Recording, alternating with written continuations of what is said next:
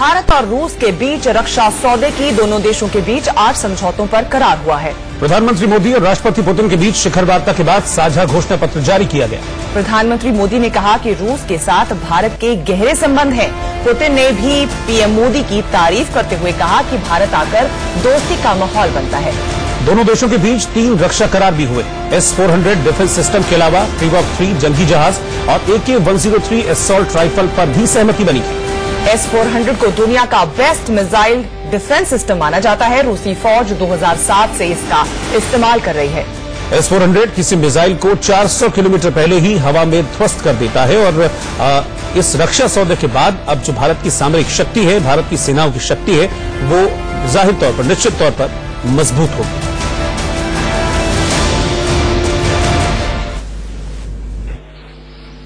Human resource development से लेकर natural और एनर्जी रिसोर्सेज तक, ट्रेड से लेकर इन्वेस्टमेंट तक, नाभिकीय ऊर्जा के शांतिपूर्ण सहयोग से लेकर सौर ऊर्जा तक, टेक्नोलॉजी से लेकर टाइगर कंजर्वेशन तक, आर्किटिक से लेकर फार ईस्ट तक और सागर से लेकर के अंतरिक्ष तक भारत और रूस के संबंधों का और भी विशाल विस्तार होगा।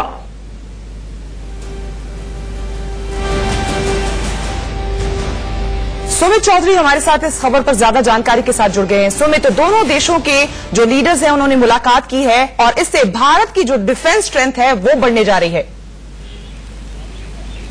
देखिए, निश्चित तौर पर ना सिर्फ डिफेंस की स्ट्रेंथ बल्कि दूसरे क्षेत्रों में भी किस तरीके से रशिया भारत के लिए एक बड़ा सहयोगी साबित हो सकता है, ये भी दोनों लीडर्स ने खास तौर पर बताया। लेकिन सबसे महत्वपूर्ण चीज जिसको लगातार जिसपे बातचीत होने की आशंका या फिर जिसको साइन होने की नजरें सभी लगाए हुए थे, वो था S-400। S-400 पर दोनों ने ही साइन कर लिया। 5 रेजिमेंट है जो भारत में आएंगी 2020 तक, और ये बहुत महत्वपूर्ण कदम है क्योंकि अगर भारत को अपने एयर डिफेंस सिस्टम को और मजबूत करना है और ताकतवर करना है तो ऐसे सिस्टम, S-400 जैसे सिस्टम्स, उनकी जरूरत भारत को थी और ये रशिया ने भारत को देने के लिए एग्री कर लिया है। अब दोनों न सिर्फ रक्षा क्षेत्र में बल्कि दूसरे क्षेत्रों में किस तरीके से तरक्की करते हैं, इसको लेकर भी दोनों ने कई विजन्स को लेकर क्लियरिटी दिखा दी है।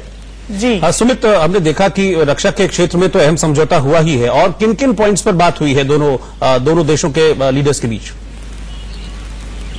देखिए, इंफ्रास्ट्रक्चर को लेकर, खासतौर पर स्पेस को लेकर जो मॉनिटरिंग सिस्टम साइबेरिया में एस्टेब्लिश करेगा भारत के लिए रशिया, वो एक ऐसे अहम चीजें हैं जो भारत के लिए, क्योंकि आपको याद होगा प्रधानमंत्री मोदी ने यह कहा था कि जल्द ही हमारे लोग जो होंगे, हमारे युवा जो होंगे, लड़का लड़की कोई भी, वो उन्होंने कहा था 15 अगस्त पे कि वो अब स्पेस में जाएंगे। तो ऐसे क्षेत्र के अंदर हमारे जो पुराने सहयोगी है, ना सिर्फ रशिया, दूसरे क्षेत्र जो कंट्रीज हैं, वो हमको किस तरीके से हेल्प कर सकते हैं या फिर उस विजन को ले जाने में आगे बढ़ा सकते हैं, वो निश्चित तौर पर भारत के लिए एक बहुत बड़ा कदम था जिसको लेकर रशिया ने सहमति जताई है।